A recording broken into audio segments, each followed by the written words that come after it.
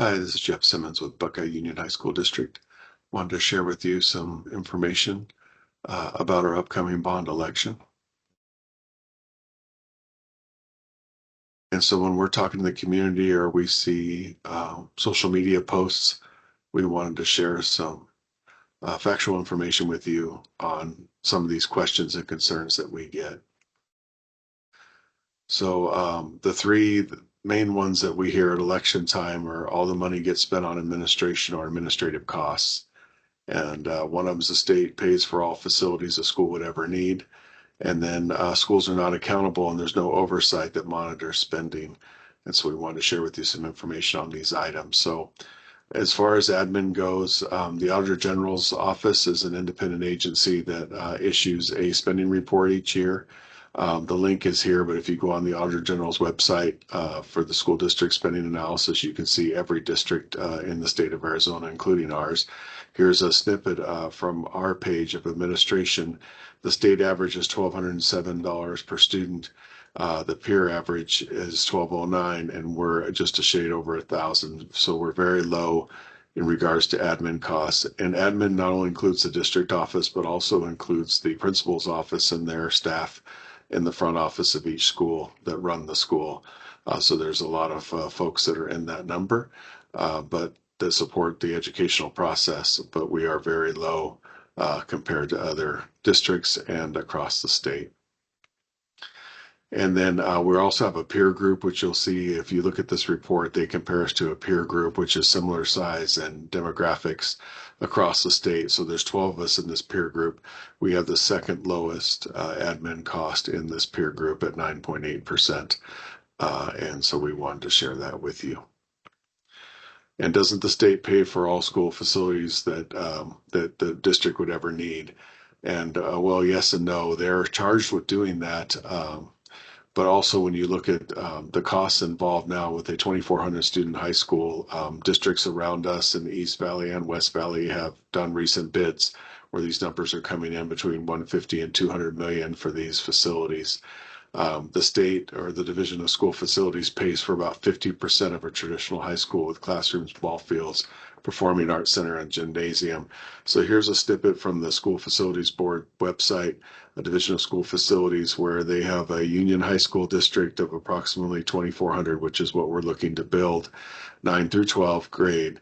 And here you can see the funding held for consideration, which is what they're allocating for this high school.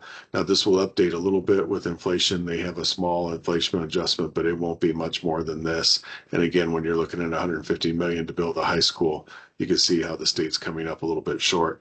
And unfortunately, in the pamphlet that you get in the mail on the voter information on the bond, it says in there that the state provides everything that we need, and that simply isn't true.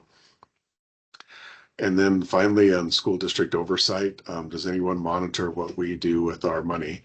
And the answer is yes. We have an annual independent audit. A firm comes in from the outside that only audits mostly school districts and cities, municipalities, and they come in and do an audit annually where they spend about 2 weeks on site going through our records and making sure that we're reporting and expending things properly. And then the Arizona Department of Education gets involved. They have a school finance unit that oversees the audit portion that our audit gets submitted to for their review. We have grants management and compliance, so several of our grants get monitoring and compliance checks multiple times, sometimes in the same year with different ones, or every other year with some of the other grants. Special needs service monitoring, so they look at our special needs students to make sure that they're being serviced properly. We have attendance audits to make sure we're recording the kids being here, because that's how the districts are funded, and they want to make sure people are accurate with that. And child nutrition also, because of our National School Lunch Program, they do financial and compliance reviews, not only on the money part of it, but also on menu compliance to make sure that we're serving the right items under that federal program. Arizona State Retirement does audits occasionally. We've had one back in the mid 2010s to 2015. We had one. Arizona Department of Education, Arizona Department of Revenue has a truth in taxation monitoring. So each year when we assess adjacent ways, we have to report that in Truth and Taxation and put that in the newspaper. They monitor that. And then the tax credit expenditure review each year for the public school tax credit program. We fill out a report for them and they review that as well.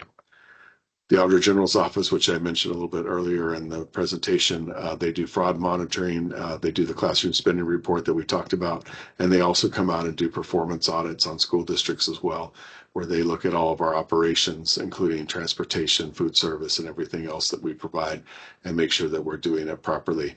And then Maricopa County Superintendent's Office has the property tax rate review, where they set the property tax to the County Board of Supervisors.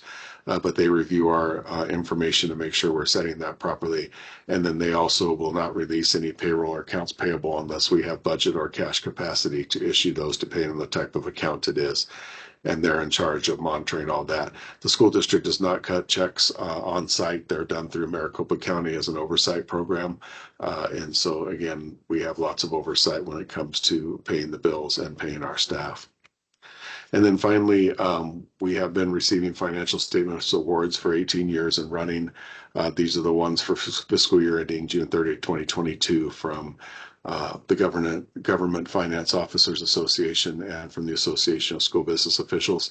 We're anticipating getting the 2023 award as well, but those have not been released yet. We appreciate you watching. Thank you.